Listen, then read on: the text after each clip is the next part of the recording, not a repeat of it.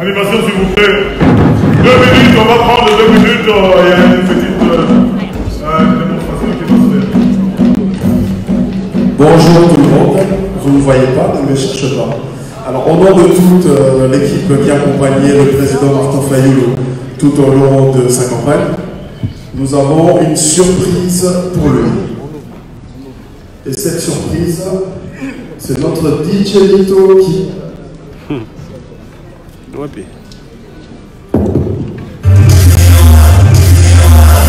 DJ, la chanson de Martin Fayoulou, s'il vous plaît. Merci.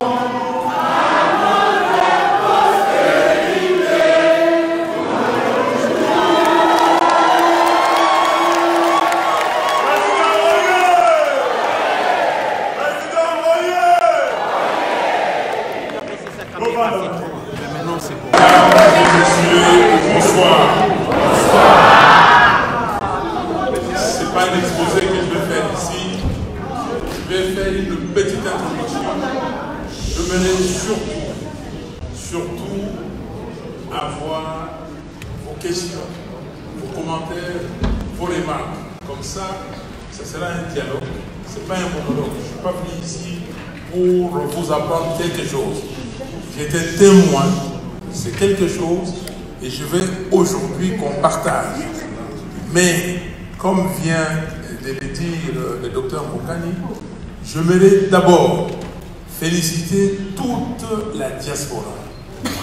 J'aimerais que vous puissiez ici applaudir tous les Congolais qui sont dans la diaspora, qui sont à l'extérieur de notre pays, s'il vous plaît.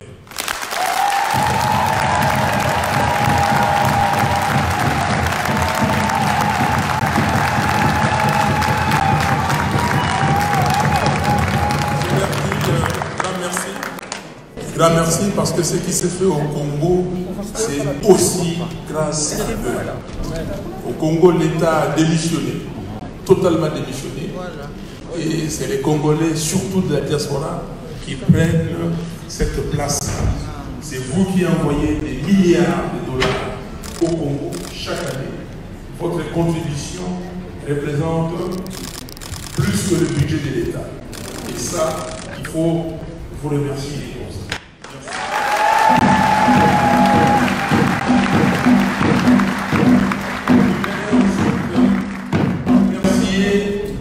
Les dirigeants, avant les leaders d'abord, les dirigeants de la coalition Lamuka ici en Europe, qui sont avec le docteur Moukani et les autres.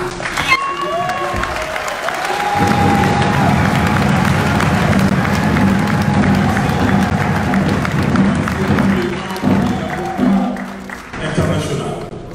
Maintenant, on l'a fait, je dois le faire encore, asseyez-vous, pour remercier mes amis, leaders de la Lamuka. Ce travail, nous l'avons fait ensemble. Ce travail, cette équipe, était sur demande du peuple congolais. Le peuple congolais avait dit, nous voulons le changement. Plus que le changement, nous voulons une alternative crédible. Et pour cela, vous, leaders, qui étaient hier dans l'opposition, mettez-vous ensemble.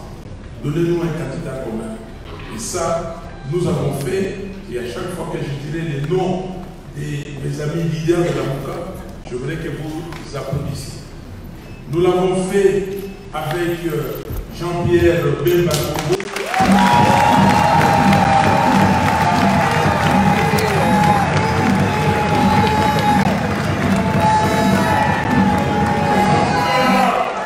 Nous avons répondu positivement avec Moïse Katumbi Chapou.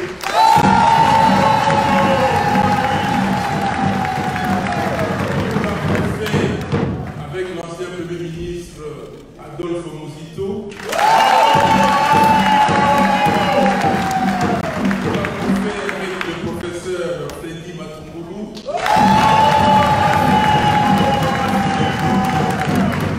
l'avons fait avec notre frère Antipas Moussa Yamoussi.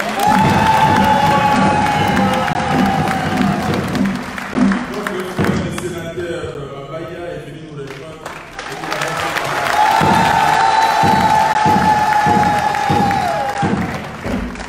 Malheureusement, comme vous le savez, après le 11 novembre à Genève, parce qu'on était à 7 d'abord, et il y a deux amis qui nous ont quittés, et si nous avons une crise post-électorale, c'est à cause de ces comportements irresponsables.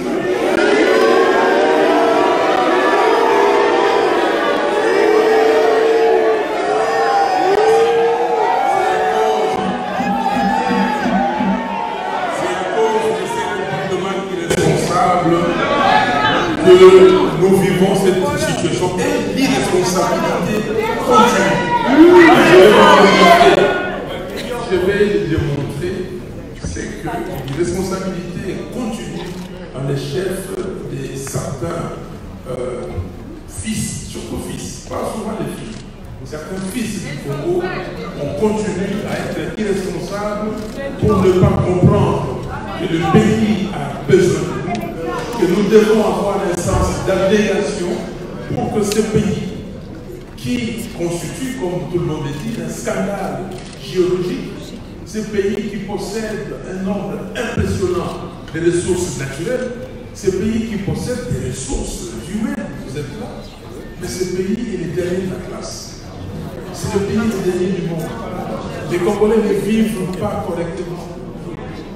Les Congolais sont aujourd'hui comme des enfants qui n'ont pas de parents. Mais Dieu nous a tout donné. C'est pour cela que nous continuons à dire merci à ce Dieu, au Seigneur. Tout ceci, on a remercié tout le monde, mais la première personne à remercier, c'est le Dieu Tout-Puissant qui a permis.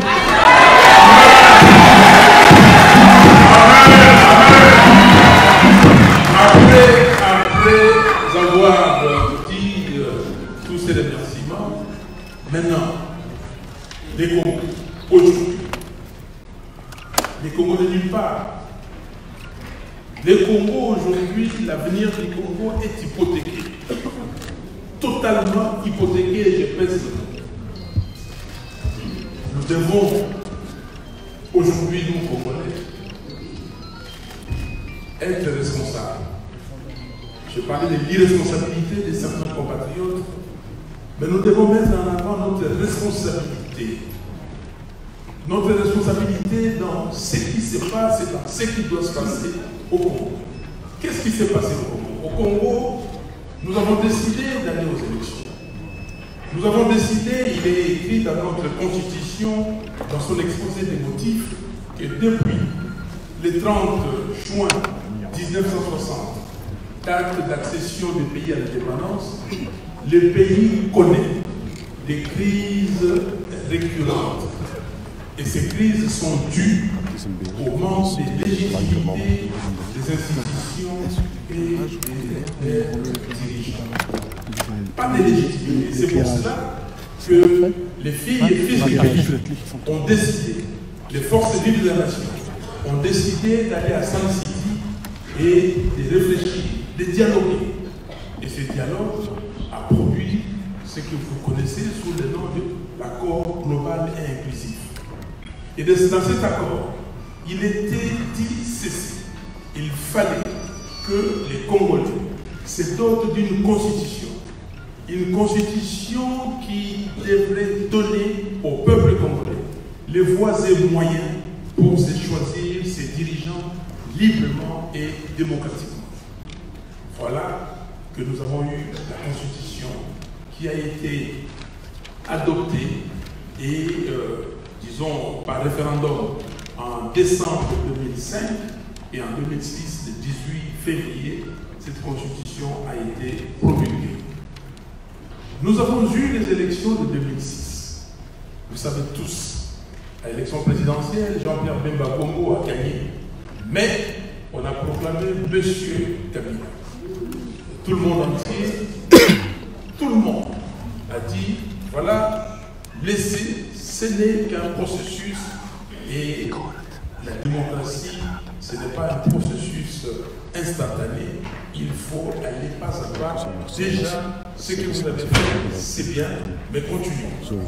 Et là, on a vu quand même au niveau des législatives et nationales et provinciales, les résultats étaient relativement corrects.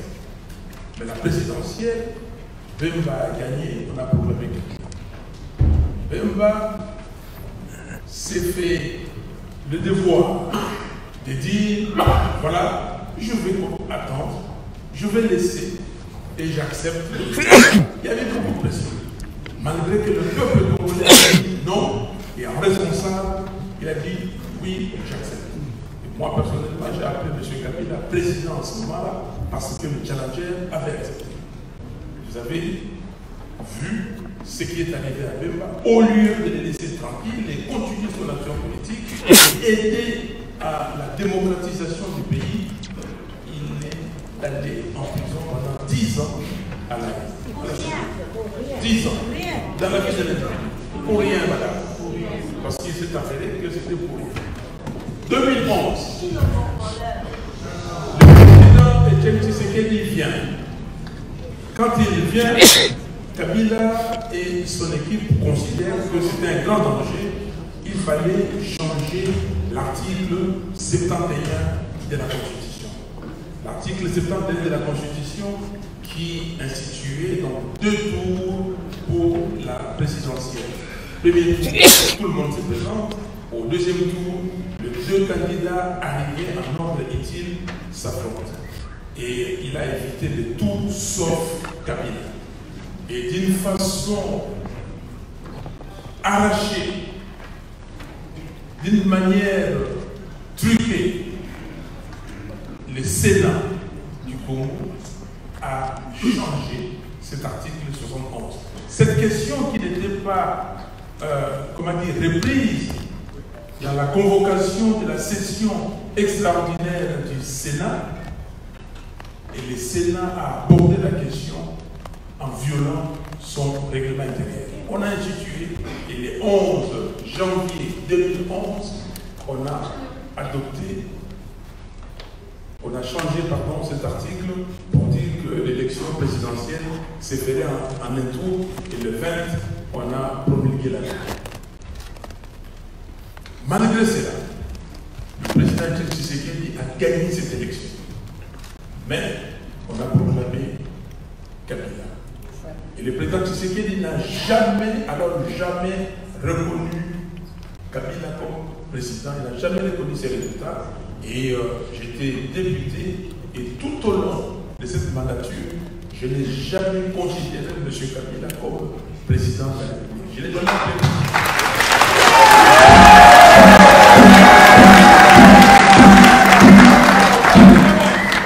Nous avons fait un compromis. Il est vrai que le président Tshisekedi avait annulé les résultats des élections législatives. Nous avons fait un compromis avec lui pour dire qu'il devrait continuer avec ses combats de l'intérieur. Et nous devrions être à l'intérieur pour empêcher M. Kabila de réviser ou de changer la constitution de la République. Parce que c'est ça qu'il voulait. Il voulait changer. Et nous avons gagné ces combats. On l'a empêché de changer la Constitution, on l'a empêché de réviser la Constitution.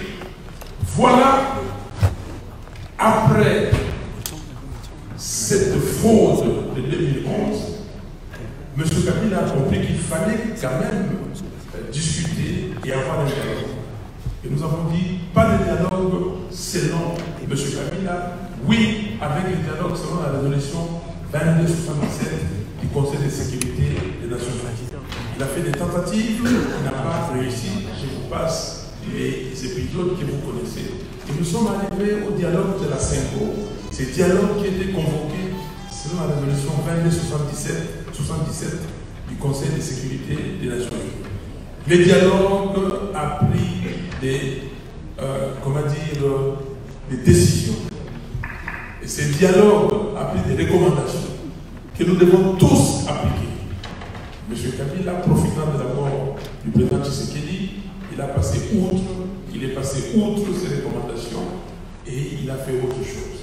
Mais, malgré cela, nous sommes arrivés aux élections. Pour arriver aux élections, plusieurs étapes. Je vous donne l'étape 2. La première, il fallait un fichier électoral.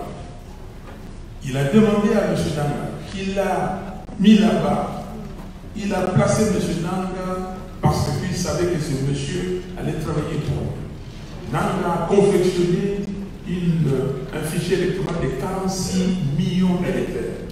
Pour un pays de 80 millions d'habitants, 46 millions, c'est exagéré, ça ne s'est vu nulle part au monde. Dans certaines provinces, je vous donne l'exemple de Sankourou. Sankourou qui, à cette époque, avait à peu près 2 200 000 personnes qui y vivaient. Le Sankourou a enregistré 2 42 000 électeurs. Sous notre pression, on a réduit par exemple les Sankourou de 2 42 à 1 100 000. Est-ce que vous avez déjà vu un travail empirique sur terrain? On recense 2 42 000, on retombe à 1 100 000 et on trouve que ce travail est normal et correct. Non. Donc, pour preuve, sur les 40 millions, les 46 millions, on a élagué 6 millions. Nous sommes arrivés à 40 300 000 électeurs. 40 300 000 électeurs, toujours faux, parce que dans les 40 millions, il y a 10 millions qui étaient des fictifs. Et je vais vous le démontrer pourquoi c'est des fictifs. Très rapidement.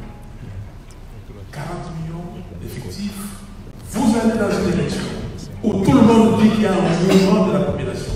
Les gens sont sortis pour aller voter, pour choisir les dirigeants, pour cette alternative crédible. Et au finish, vous avez simplement 18 200 000 électeurs. 18 200 000. Et on dit, voilà, le taux de participation est de 47,52%. Au fait, pourquoi on dit que le taux de participation est de 47? Parce qu'on prend les 40 300 000, on enlève les électeurs de Yumbi, de Béniville, Béni-Territoire et de Djemou, on a 38 millions quelque chose, on fait 18 200 divisé par 38 millions et vous trouvez 47,52%. Les dénominateurs ne devaient pas être 38 millions. Les dénominateurs devaient être 28 millions. Parce qu'il y a réellement des fictifs. Et si vous prenez 18 200 divisé par 28 millions quelque chose, vous allez trouver que le taux de participation avoisine les 65%. C'est exactement le taux comme au Sénégal. Et donc, vous comprenez maintenant la deuxième chose, machine à voter. Pourquoi nous, on disait pas de machine à voter? Parce que cette machine à voter servait à faire voter les électeurs fictifs.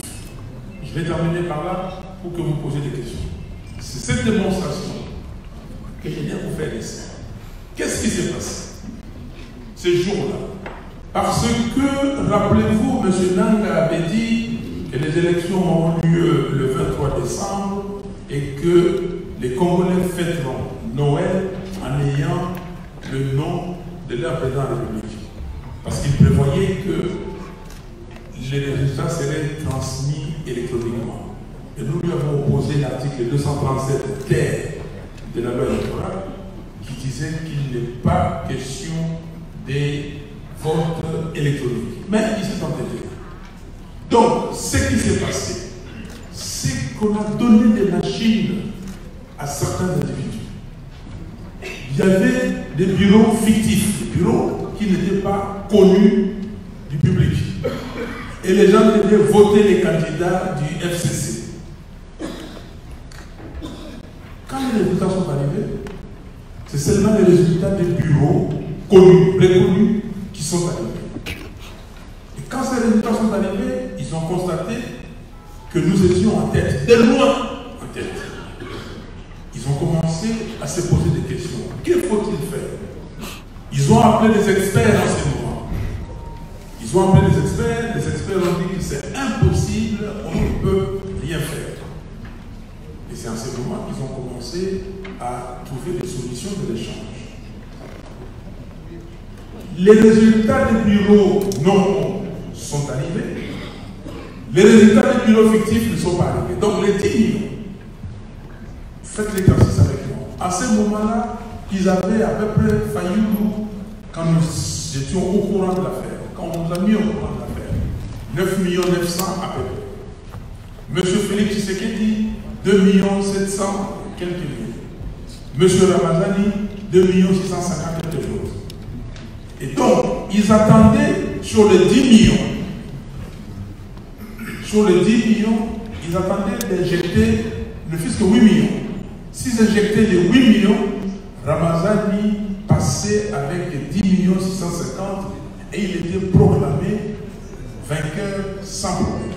Et là, si vous prenez ces chiffres, les total, y compris les 8 millions, vous divisez par les 38 millions d'électeurs, vous aurez eu les taux de participation de 66%. Voilà ce qui s'est passé. Donc, ils comptaient sur les électeurs fictifs et sur la machine à voter. C'est pour cela que je dis, le Dieu que nous servons, ce Dieu-là est fort.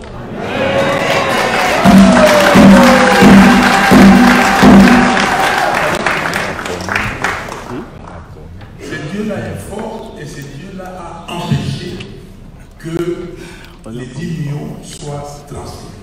Donc, toutes les questions, tous les problèmes reposent à ce niveau-là. Je voulais que vous puissiez comprendre. Les journalistes n'ont pas assez parlé de ça, les commentateurs non plus, mais c'est ça le problème. Parce qu'il y a un ambassadeur qui a dit de Fayulu, vous avez refusé la machine à voter, la machine à voter vous a servi. Mais j'ai dit, j'ai donné cette explication, et aller plus loin, ça doit être des cas de recherche qui doivent être menés pour comprendre la tricherie de Nanga, la mauvaise foi de Nanga, et comprendre que M. Nanga doit finir ses jours dans une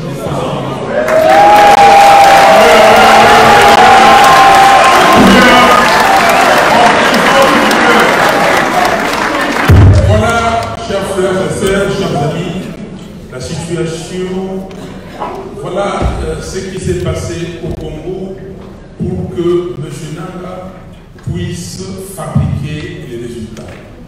Quand M. Kabila a vu les résultats qu'on lui a amenés, et ils se sont mis à vouloir fabriquer d'autres résultats, et dans ce cadre-là, ils ont été voir Félix Tshisekedi pour faire un arrangement, s'il vous plaît, pour faire un arrangement, mais malheureusement, eux-mêmes, les gens de leur camp sont venus ou sont partis voir les autres, ils sont même venus me voir pour dire que c'est vous qui avez gagné. Tout le monde le sait, j'ai recevais des coups de fil, tout le monde, et l'Église catholique l'a fait.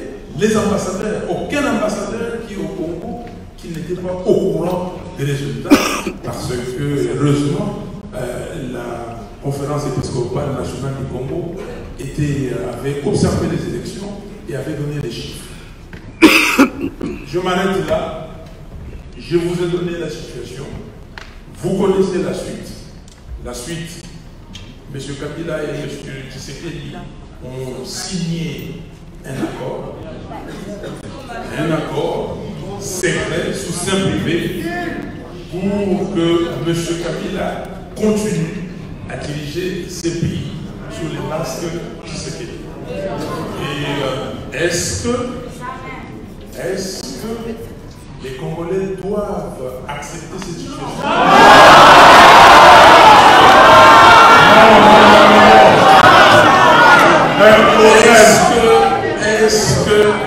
Est-ce que quand on a dit ça, quand on a démontré ces faits-là, est-ce que c'est des l'émotion? Non. Alors, maintenant la question qu'on doit se poser, parce que nos enfants, nos petits-enfants vont nous demander, nous vivons dans un monde où on nous a dit les valeurs d'humanisme, les valeurs judéo-chrétiennes. Et aujourd'hui, la démocratie, on nous a appris que c'est 50+1. La démocratie, c'est la règle de la majorité, parce que si vous dites que bon, voilà, c'est lui qui arrive en tête, c'est lui qui gagne. C'est la démocratie. Aujourd'hui, est-ce que les règles de la démocratie vont changer? Non. Est-ce qu'on joue à qui perd gagne? Non. Chers frères et sœurs, là, je m'adresse à vous. Après avoir traficoté, après avoir fabriqué les résultats, le régime de Kabila a voulu aller plus loin. Et ça, je m'insurge contre ces comportements. Aller plus loin, à créer quelque chose qui n'existe pas, à rééditer l'exploit que nous avons, l'exploit, je ne sais pas si c'est un exploit, mais ce que nous avons vécu dans les années 90, où nos frères et sœurs du Kasaï qui étaient au Katanga, on les a tués, chassés. Il y en a qui ont pris des trains, les trains ont déraillé en cours de route, il y a eu des morts. Je ne sais pas si vous avez oublié ça. Et on a voulu, et là maintenant, rééditer la même chose. Les 10, quand on a publié les résultats.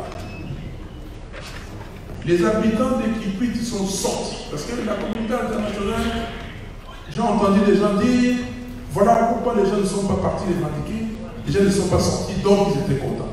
À Kikwit, les gens sont sortis, mais le général de là est sorti à tuer, à bout portant, avec son équipe. Ils ont tué les gens.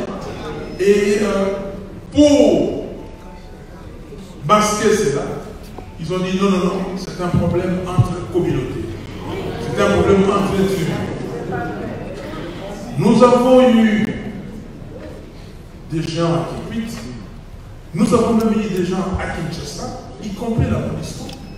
Des gens qui sont venus nous dire allez-y vite à Kikwit, calmez les gens, parce que il y aura des 14. Il y aura des gens qui vont s'éliminer, vont se tuer. Je dis, mais comment? Depuis quand? Heureusement, on n'a pas cédé à ces chantages. Notamment, le Premier ministre Moussi et moi-même. On n'a pas cédé, on a dit, mais on va aller faire quoi? C'est quoi? Moi, Fayoulou, je suis né à Kinshasa. J'ai grandi à Kinshasa. Le jour où j'ai mis mes pieds dans l'avion pour aller ailleurs, c'était à venir en Europe pour étudier. Je ne connais pas cette affaire de tribalisme. Mes amis, si vous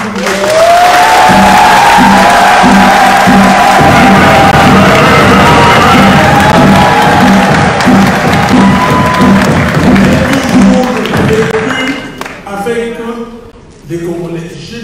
J'ai toujours dit, même quand j'étais étudiant, je voyais les autres nationalités africaines parler des tribalistes. Nous, ça n'existait pas, et ça n'existait pas. Mais, mes chers frères et sœurs, je suis parti à Kikwit dernièrement. Vous m'avez dit à Kikwit. Je suis parti voir les communautés, nos frères et sœurs qui ont fui les Kassai à cause des Kamonasa. Et encore, ces Kamonasa, pour personne n'a jamais élucidé ce que ça veut dire. J'ai été les voir. J'ai dit, mais qu'est-ce qui s'est passé? Mais ils m'ont dit qu'il n'y a rien. Je dis, mais comment rien? On m'a dit qu'on a tué certains frères, certaines sœurs du Kassai. Ils ont dit non. Comment? On a été regarder les gens qui ont été tués. Aucun ressortissant du Kassai. Aucun. Nous avons continué. Nous sommes allés plus loin. Plus loin, on a vu les familles des victimes. Et les familles des victimes nous ont expliqué ce qui s'est passé. C'est pour cela. Je demande à la presse internationale, je demande aux ONG internationales que cette affaire de Kikwit, il faut approfondir les enquêtes et nous dire exactement ce qui s'est passé et qui en était l'auteur intellectuel. Ah oui, hein. Qui a demandé à ces généraux d'aller tuer. Parce que ce qu'on voulait, on voulait créer la cacophonie, créer la zizanie, créer des désordres pour que Kabila dise non, voilà, il y a des désordres et je récupère le pouvoir. Et mettre ça sur la tête des Fayoulou. Dieu merci, ils n'ont pas pu. Voilà, chers frères et sœurs, nous, il est dit dans notre vie nationale, nous avons les sorts communs. Vous connaissez notre sort. Et ce qui me plaît, je dis quand je viens ici, je vous vois, comment vous m'accueillez. Quand je vais à Boutemo, je vois les frères et sœurs, je vois des mamans qui pleurent, à Beni, à Boma, à Goma, partout. Je me dis, Dieu merci. Les Congolais qui est à Kasumbalesa, il dit que celui qui est à Mwanda et celui qui est à Goma, c'est son frère, c'est sa sœur.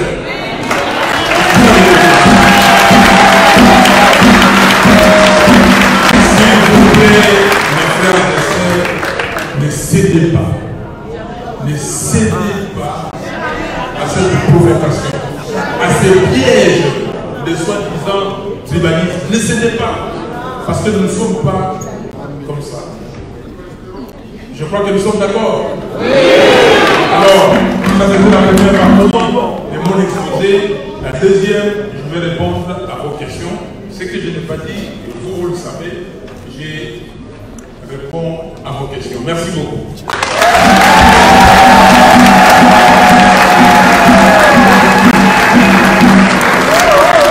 Bana diaspora, voyez! Bana Congo, voyez! Président de la mission élu, voyez! Bon, mes chers amis, maintenant pour ça, nous allons retenir 3 questions. Animation, s'il vous plaît. 2 minutes, on va prendre 2 minutes. Il y a une petite démonstration qui va se faire. Bonjour tout le monde. Vous ne voyez pas, ne me cherchez pas.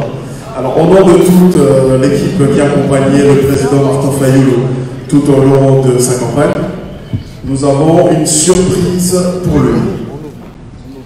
Et cette surprise, c'est notre DJ Lito qui...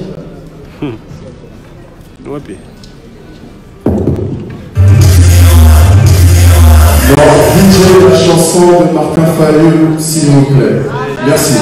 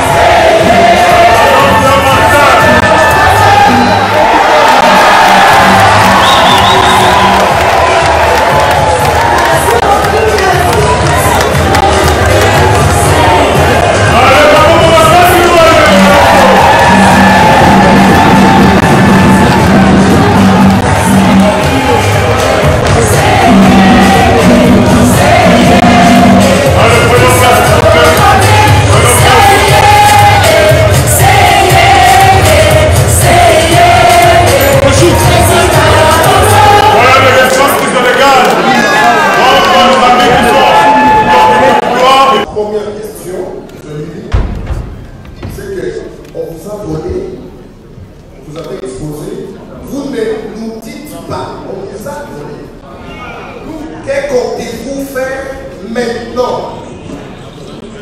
Il y a un lion qui sabote la ferme et qui tue le village avec les lions voisins. La population prend conscience, poursuit le lion se cache dans la maison de notre frère. Notre frère a deux attitudes, soit de coopérer avec nous pour neutraliser le lion. Si ce n'est pas le cas, il prend parti du lion. Qu'est-ce que le soldat du peuple qui conduit ce peuple doit faire face à notre frère et face à ce lion?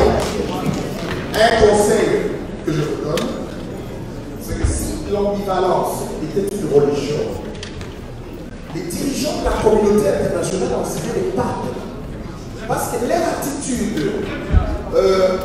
démocraticide, vous voyez la situation au Venezuela, et à l'UDC, et on vient nous dire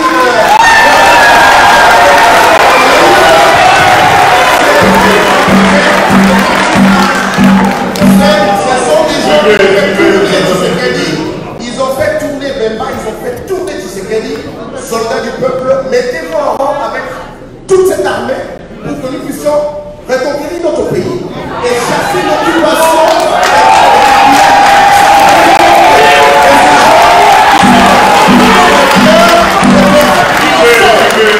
Merci beaucoup.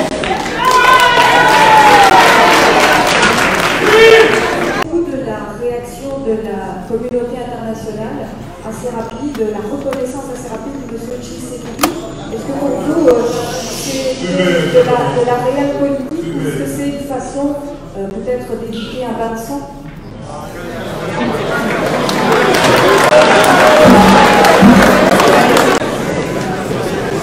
La première question, on vous a volé l'élection, on vous a volé la victoire. On ne m'a pas volé la victoire à moi, on a volé la victoire au peuple. Ce n'est pas la victoire de Fayulu, ce n'est pas la victoire de Lamouka, c'est la victoire du peuple. Et c'est pour cela que le peuple revendique aujourd'hui son élection, sa victoire. Et vous avez fait un commentaire, j'apprécie l'ambivalence de la communauté internationale. Et si elle était une religion, voilà, je vous comprends très bien. Mais je crois que la responsabilité première nous revient à nous, Congolais. Personne ne sortira de chez lui et lui, il a son opinion. Et venir au Congo, commencer les vrais développements du Congo. C'est nous d'abord. Et vous avez bien compris que le peuple congolais est aujourd'hui mature. Et c'est comme ça qu'il revendique sa victoire. Il revendique sa victoire à sa façon. Le peuple congolais ne veut pas se faire tuer. Il a trouvé un moyen, et moi, avec ce peuple, en symbiose, nous avons trouvé le moyen de les revendiquer. Nous allons continuer jusqu'au bout. Et c'est à nous de démontrer à la communauté internationale que nous ne voulons pas un dictat quelconque. Nous ne voulons pas, comme avait dit le ministre des Affaires étrangères français, que c'est un arrangement, comme il a dit encore, à l'africaine. Si c'est un compromis à l'africaine, vous appelez ça compromission. Il a dit que c'est un compromis à l'africaine. Vous dites que c'est une compromission. Non, mais c'est. Est-ce que vous comprenez la gravité que contient cette phrase? Ça veut dire que, messieurs, mesdames, nous occidentaux, que pouvons-nous faire? Vous, vos chefs d'État, on dit que nous envoyons une mission de haut niveau à Kinshasa. L'Union africaine dit, la Cour constitutionnelle congolaise, s'il vous plaît, ne faites rien, ne proclamez pas les résultats définitifs, attendez-nous, nous faisons une mission de haut niveau avec ces chefs d'État et les chefs de gouvernement pour réunir toutes les parties prenantes et trouver une solution parce que, disait l'Union africaine, qu'il y a un doute sérieux sur le résultat publié par la commission électorale. Et après, vous reportez la réunion. Après avoir reporté la réunion, vous acceptez celui qui a été désigné, nommé. Et sans sourciller. Est-ce que nous sommes sérieux? Donc, la communauté internationale, c'est nous qui devons dire à la communauté internationale de nous suivre. Chers amis, regardons-nous en face. J'ai travaillé au Nigeria. J'ai travaillé en Éthiopie. J'ai passé 3 ans au Nigeria, 2 ans en Éthiopie. Et j'ai dit ceci, vous ne pouvez pas aller au Nigeria et imposer ce qu'on nous impose ici. Aucun Nigérien n'acceptera ça. Et ça, je trouve ça. Et là, c'est pour les politiques congolais, c'est malheureux d'être des hommes et des femmes sans caractère.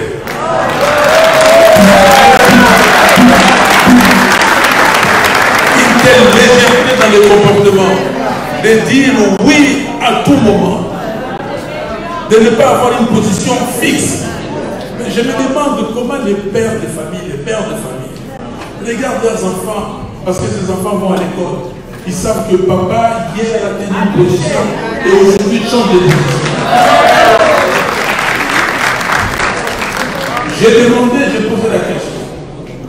Mais vous allez en Éthiopie, vous dites aux Éthiopiens, faites ça, et si ça n'entre pas dans leurs intérêts, pardon, ou dans ce qu'eux pensent, ils vont accepter ça. Et vous voyez un monsieur avec qui vous étiez hier, vous vous êtes convenu une chose, et après vous entendez totalement autre chose. Mais ça, vous pouvez le faire tous. Chers frères et sœurs, je vous le dis ici dans cette salle. Même si tous les 80 millions de Congolais le font, je ne le ferai pas.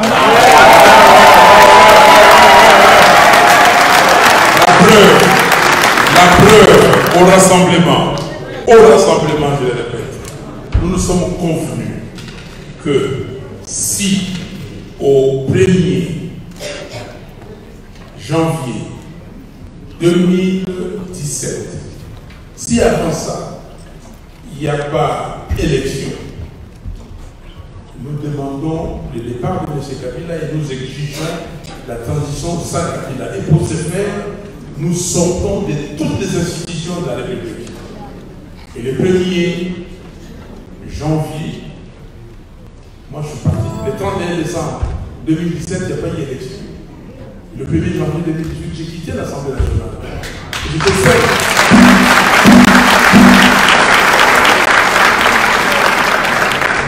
Ce que je demande aux enfants du Congo, à ces enfants, c'est d'avoir le caractère.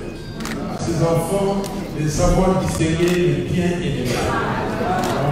Et à ces enfants, que ce pays, c'est un pays merveilleux qui a tout, mais qui demande simplement à ses filles et à ses fils de venir faire quelque chose pour avoir la valeur ajoutée et être comme les autres pays du monde, sinon mieux que certains pays du monde. Deuxième question.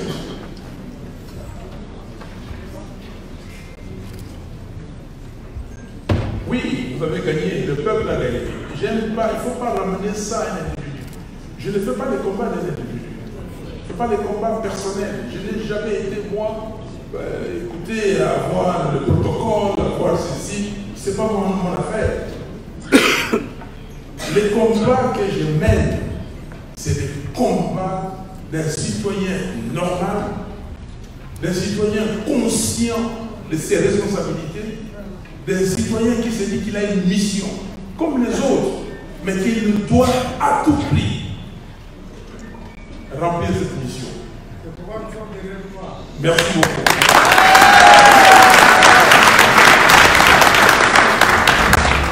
La vérité des urnes jusqu'où? Et si vous n'avez pas cette vérité, qu'allez-vous faire? Mais la vérité des urnes jusque là où le peuple congolais dira que je m'arrête et je m'arrêterai. Et vous soldat du peuple, vous m'avez dit que vous êtes maintenant commandant du peuple. Non, je suis une note sérieuse. La vérité des urnes, nous devons continuer ces combats pour que le pays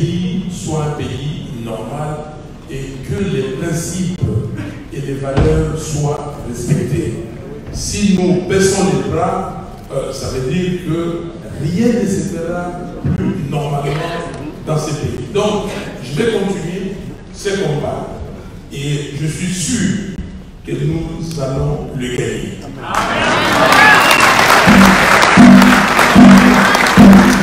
C'est pour cela que nous avons dit que la vérité des jours se décline sur deux volets, en deux volets. Le premier, c'est qu'il y a eu élection présidentielle, législative nationale et législative provinciale. Et on a débrouillé les résultats, on a affiché les résultats, on a compilé, bien que dans certains cas on a terminé la compilation. Donnez-nous les PV, les procès-verbaux s'il y en a, pour récompter les voix. Ça, c'est le premier volet, la première option. Mais si certaines personnes disent, mais voilà, tel a prêté serment, il va perdre la face, tel a communiqué des résultats faux, parce qu'il les a fabriqués, tel autre a prouvé ce qu'il ne fallait pas prouver, donc ils auront honte. Je suis d'accord. Je dis, on ne fait pas perdre la face à qui que ce soit.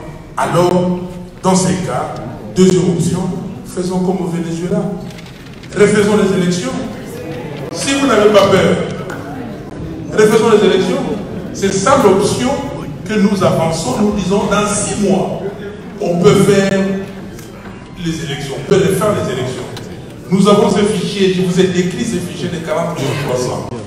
Nous appliquons simplement les recommandations de l'OIF, l'Organisation internationale de la francophonie, qui a donné des recommandations pertinentes. Si nous appliquons ces recommandations, 1 mois et demi, 2 mois, on peut les appliquer. Nous avons un fichier de 30 millions d'électeurs et nous faisons partie, tous les membres du bureau de la CENI et de la plénière de la CENI, les 13. Nous faisons partie, le secrétaire exécutif national et son adjoint, les secrétaires exécutifs provinciaux, parce que c'est eux qui ont contribué à la fabrication des résultats. Et nous trouvons le moyen avec les Nations Unies, parce qu'il y a une branche élection, et les pays africains qui ont des CNI respectables, on peut très rapidement aller organiser des élections. Et l'argent, on va me demander combien, mais 200 millions de dollars, 300 millions que ça va coûter. Est-ce que vous avez calculé les coûts aujourd'hui? Depuis que M. Tshisekedi a prêté serment, qu'est-ce qu'il se fait? Quel est cet investisseur de l'intérieur ou de l'extérieur qui s'est manifesté pour aller faire des affaires sérieuses au Congo? Donc, il y a un coût d'opportunité à calculer. Et regardez ce coût d'opportunité, parce que je peux vous le dire et vous assurer qu'il y aura la résistance. La résistance, même passive, c'est la résistance et rien ne se fera. Nous avons lancé ce mot d'ordre de résistance citoyenne d'une manière pacifique. Et nous allons continuer. Si on refait les élections, je crois que là, tout le monde prendra des précautions. M. Nanga ne sera plus là. Peut-être qu'il sera en prison. M. Nanga ne sera plus là. Et voilà cette option. Cette option-là, ce n'est pas loin de l'option vénézuélienne, de la solution de Juan Guaido aujourd'hui, de refaire des élections. Il y a plus de 50 États qui sont derrière ça. Et pour nous, on fait un compromis à l'africaine. Non. Non. On ne peut pas considérer que la démocratie est un luxe pour les Africains. Non.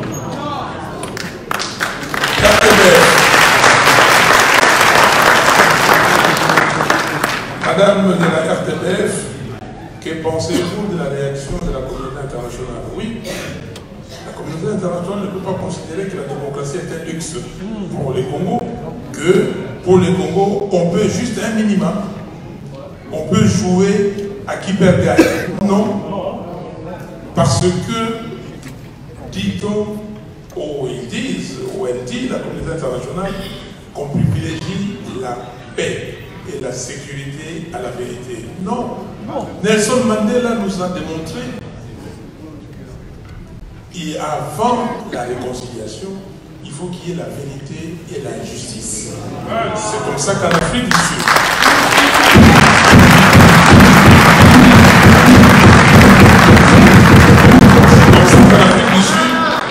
on a créé cette commission vérité, justice et réconciliation.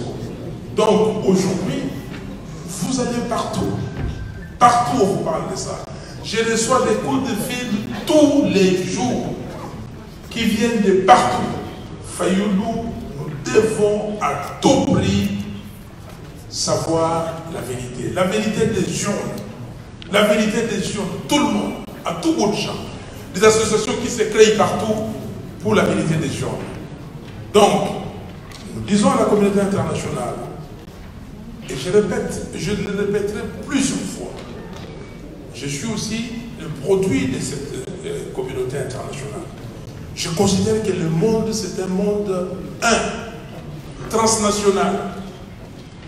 J'ai travaillé pour la société ExxonMobil. J'ai appris que d'abord, quand tu entres dans cette société, on te dit, voici notre vision. Voici la mission qu'on se donne. Et voici les valeurs que nous défendons. Et je crois que quand vous regardez les chartes de toutes les sociétés européennes, occidentales ici, c'est ça.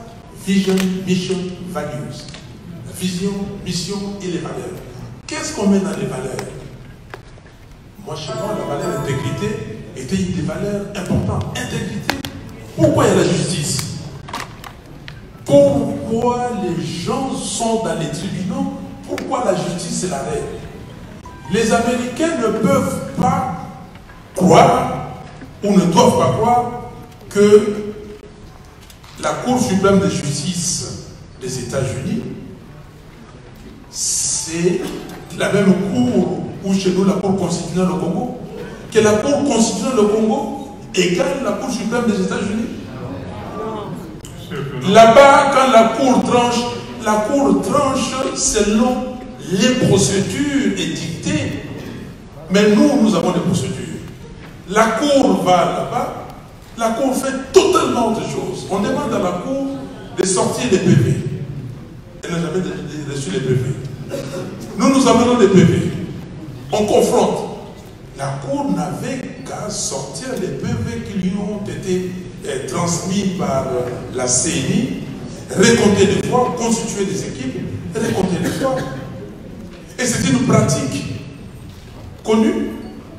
Et à l'époque, la Cour suprême de justice qui siégeait en matière des recours électoraux comme Cour constitutionnelle l'avait fait.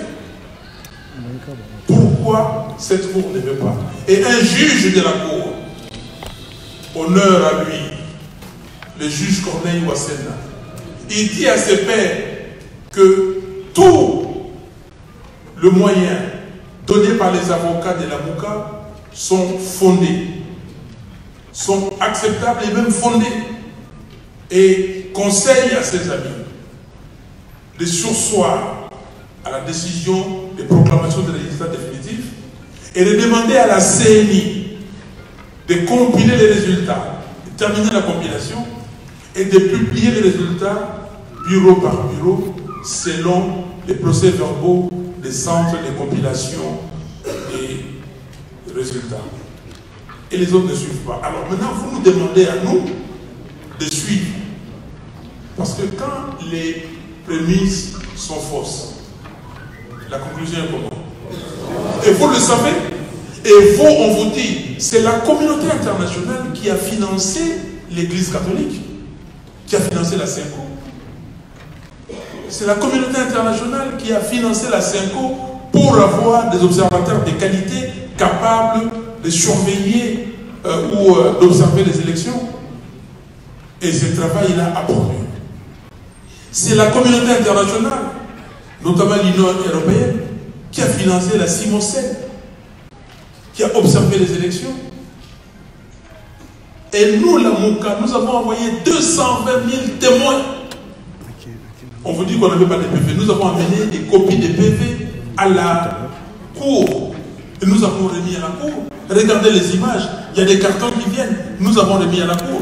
Nous sommes partis avant. On a dit non, amenez les jours où on va traiter les cas. On les a amenés. Donc, ici, il est question que nous tous, nous puissions regarder cette question du Congo. Ça doit être une question à l'international. Et je demande aux opinions publiques des pays occidentaux de regarder, de ne pas laisser leur gouvernement tranquille. Posez des questions à vos députés, posez des questions à vos gouvernements. Du reste, vous dépensez beaucoup parce que les opinions, c'est avec les impôts des contribuables européens que vous financez des projets de développement. J'ai vu la lettre de la ministre britannique du développement, la lettre qu'elle a envoyée à M. Tshisekedi, que la Grande-Bretagne dépense des millions, je crois $1 million chaque jour pour l'aide. Mais l'aide ne développe pas un pays. L'aide ne développe pas un pays. Et je suis d'accord avec elle. Il faut, et là, je ne sais pas si on comprend la subtilité de cette lettre, parce que les gens disent, ah non, les Occidentaux nous ont félicités. Non. Elle est en train de dire qu'il y a une tricherie, vous n'êtes pas légitime, et n'étant pas légitime, il n'y aura pas des investissements. Et comme il n'y a pas d'investissement, le pays ne peut pas avancer. Et je demande aux opinions, parce que c'est avec l'argent des contribuables européens qu'on finance ces aides. On ne peut pas continuer éternellement. Or, les Congolais ont besoin de travailler. Les Congolais ont besoin de produire de la valeur ajoutée. Les Congolais ont besoin de, lui aussi, recevoir d'autres peuples. Nous pouvons réduire l'immigration. Nous pouvons. Il y a beaucoup de terres là-bas, on peut les cultiver. Il y a beaucoup, on peut recevoir. Déjà dans les années 60, nous avons reçu beaucoup d'immigrés. Voilà, madame, ce que je peux dire à votre question. Julie, la dernière. Applaudissements très forts pour le président.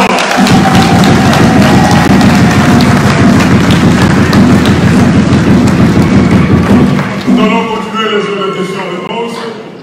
Quelques prochaines. Voilà, non, je n'ai pas répondu à la question de Julie. Pour Julie, est-ce que vous allez travailler avec Félix Tshisekedi? Non.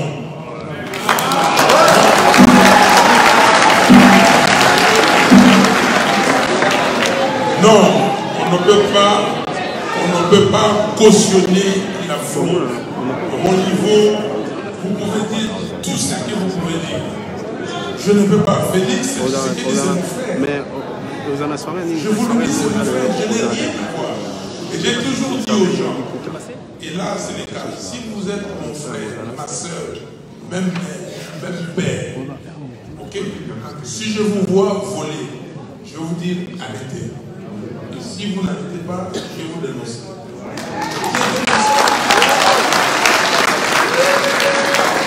Et je vais les Congolais, les enfants que nous mettons au monde, qui sont là, les petits-enfants qui vont venir, comprennent que cette valeur d'intégrité est claire. Et nous ne pouvons pas nous départir. Vous dites aux gens, ne volez pas. Alors maintenant, c'est comme quelqu'un qui m'a dit à l'époque, voilà, il y a des pasteurs qui disent, des prêtres, faites ce que je vous dis de faire, mais ne faites pas ce que moi j'ai fait. C'est ça la Bible? Est-ce que c'est ça la Bible? Non, la Bible c'est la vérité. La vérité est vérité. On ne peut pas tromper la vérité. Donc, même il y a des solutions. Nous, là, nous avons proposé des solutions. Et cette solution-là, c'est de mettre autour d'une table et de regarder comment réorganiser les élections. Et pendant la période intérimaire, de 6 mois ou 9 mois, mais les élections cette année, il faut qu'on les organise. Et pendant cette période, comment gérer les pouvoirs de l'État? Nous avons des propositions concrètes et nous mettrons sur la table de discussion. Merci.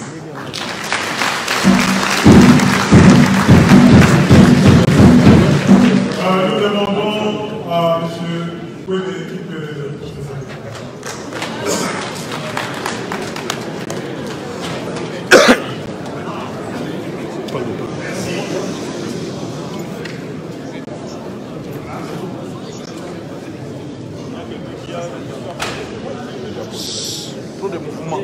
J'ai quelques doutes pour savoir si vous appelez Bafa, le soldat du peuple, M. Martin Fayoulou, ou le président de la République. Commandant. Quoi qu'il en soit, le conflit armé le plus long et le plus sanglant depuis la fin de la Deuxième Guerre mondiale se déroule au Congo.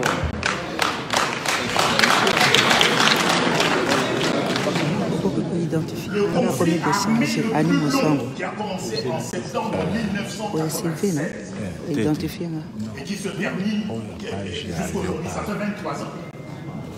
Avec 10 millions de morts, des viols et des violations et des crimes qui dépassent toute imagination.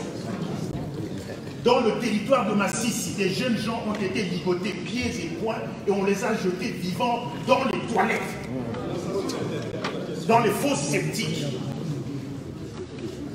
Est-ce qu'il n'y a pas fondamentalement un défaut de qualification de la crise congolaise? La crise congolaise n'est pas politique. Est-ce que vous êtes d'accord avec ce paradigme? Alors on peut parler. Si elle était politique, 3 élections auraient pu déjà résoudre cette crise.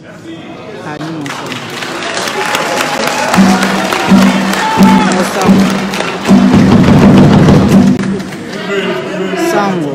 48 conférences, dialogues, conclaves n'ont pas pu résoudre cette crise. Aujourd'hui, le Congo se trouve confronté à 3 chefs d'État. Vous, le président élu, un président fictif et un président virtuel.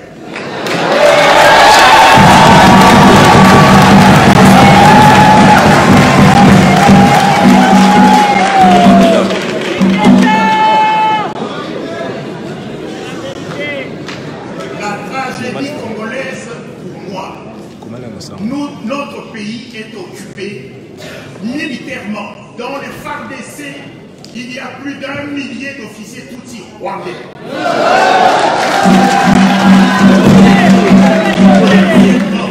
Nous sommes dominés politiquement et nous sommes assujettis ethniquement.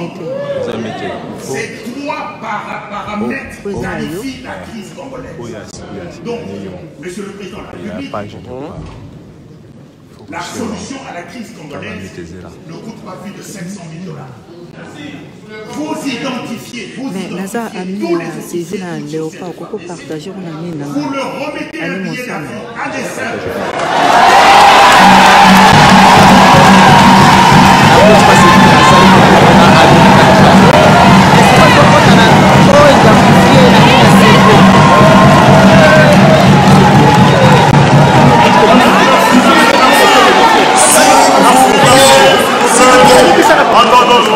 S'il vous plaît, le président va répondre directement à la question de M. Kwebe et vous poser la question.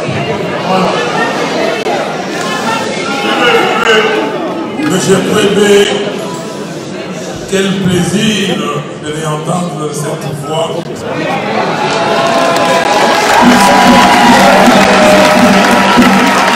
Je me rappelle, je suis enfant.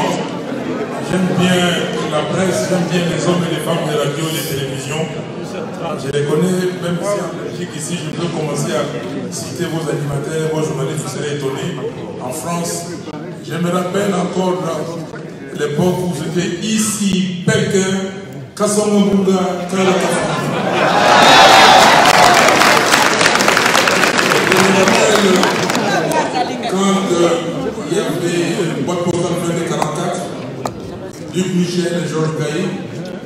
Et ces temps-là, Kwebe, je me rappelle, quand je suivais et quand on était les plus grands tam-tams d'Afrique, et ce pays, je ne pouvais pas imaginer un seul instant qu'on soit là aujourd'hui. Les Congos que j'ai connus quand j'ai grandissé, et les Congos d'abord, moi je suis né, moi je suis belge, moi je suis né à Léopoldville. Avant l'indépendance. Donc, je suis totalement d'accord avec vous. Il faut requalifier cette crise congolaise. Il faut la qualifier, mais nous l'avons déjà qualifiée. Nous le savons. Les cardinals Monsengo étaient ici il y a une dizaine de jours, 2 semaines. Vous avez, moi j'ai lu son document, je n'étais pas à la conférence. Mais la qualification de la crise congolaise est dans son document d'une 30aine de pages. Nous connaissons, nous savons ce qui se passe au Congo. Mais quand moi je suis allé à l'Assemblée nationale, moi je ne suis pas allé à l'Assemblée nationale en 2011-2012 pour aller voter des lois. Moi je suis allé à l'Assemblée nationale pour arrêter M. Kabila dans son idée de changer la Constitution et de demeurer éternellement au pouvoir. Je suis allé à la conférence à l'Assemblée nationale, par contre, je parle encore de la conférence nationale, j'y étais aussi. Mais je suis allé à l'Assemblée nationale pour démontrer que M. Kabila était des connivences, par exemple, avec le M23. Et je l'ai démontré. Nous connaissons l'origine de la crise congolaise. Nous le connaissons. Le problème aujourd'hui, c'est la solution. Je vais vous proposer une solution.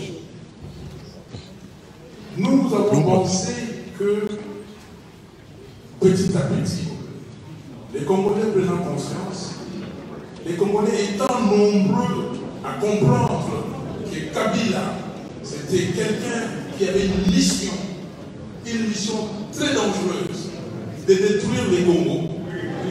Il fallait se créer l'espace. Et les Congolais ont trouvé cette astuce des candidats communs pour que tous nous allions et les mettre à l'écart et tranquillement. Pas une révolution automatique, mais une évolution positive, rapide et responsable. C'est cette solution que nous avons choisie. Parce que nous connaissons le problème. Nous connaissons très bien. Les gens peuvent se voiler la face. Les gens peuvent être diplomates. Ils vont dire, bon ben voilà, Kabila. Colette Blackman, je l'ai vu ici. Je lui ai posé la question des partis. Et le parti, je lui ai posé la question dans son blog, quand il lisait dans le blog de Louis Blackman les 4 idées de James Cabrel. Vous allez comprendre. Nous comprenons que les gens ne sont pas des enfants. Je développe ou quoi? Mais il faut à un moment donné que la mayonnaise prenne pour une solution, une autre solution. Maintenant, le peuple est mûr, le peuple a compris. J'avais dit ceci, dès que je mets les pieds, disons, au palais de la nation, une des premières décisions, c'est déplacer les camps Kokolo de Kinshasa à Bénin.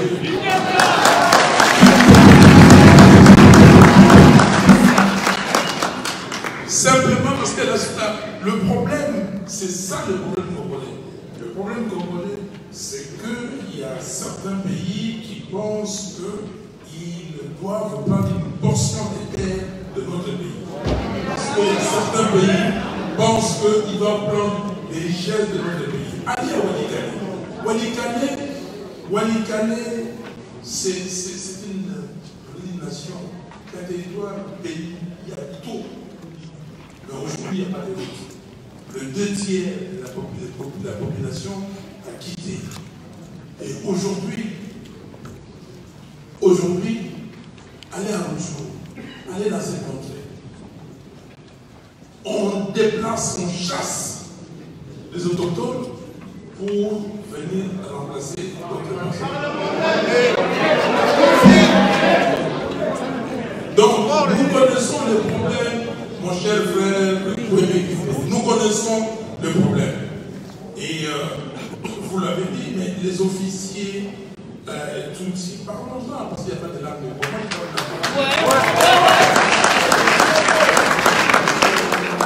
et moi, nous sommes nés en 1960. Il y a eu les forces publiques, la force publique, qui est devenue après l'ANC, l'Armée nationale congolaise. Prenons en 1960. il y avait combien de leaders Tutsis dans l'armée congolaise?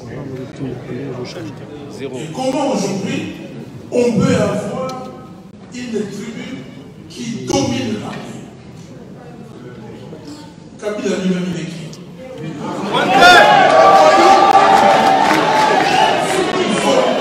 Alors, les gens se posent des mauvaises questions et ils trouvent des mauvaises réponses.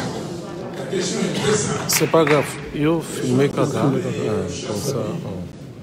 Ici, il ne s'agit pas d'être. Et encore, même si on est passionné, on doit être passionné pour son pays. J'aimais beaucoup, je ne sais pas si j'aimais beaucoup, c'était Sabina ou SL, passionnée. Nous sommes passionnés pour nos clients et tout ça. Oui, moi je suis passionné pour mon pays. Parce que si vous êtes passionné, vous ferez la chose en conséquence. C'est ça. Donc, nous devons travailler. Et la responsabilité est la nôtre, c'est pourquoi j'insiste sur ce mot responsabilité. Et tous les Congolais, toutes les Congolaises doivent savoir que notre pays vit un moment difficile. Et si nous ne faisons pas attention, là, si M. Tshisekedi et M. Kabila réussissent leur contrat privé, leur contrat sous sein privé, le Congo sera liquidé. Il n'y aura pas cette paix-là. Nos frères et sœurs de l'Est de la République, aujourd'hui, ils continuent, on continue à tuer. À Goma, on a déjà tué plus de 50 personnes depuis que Tshisekedi a été Voilà, je voulais répondre à ça directement pour dire que nous sommes sur la même longueur d'onde. Merci. Merci, Président.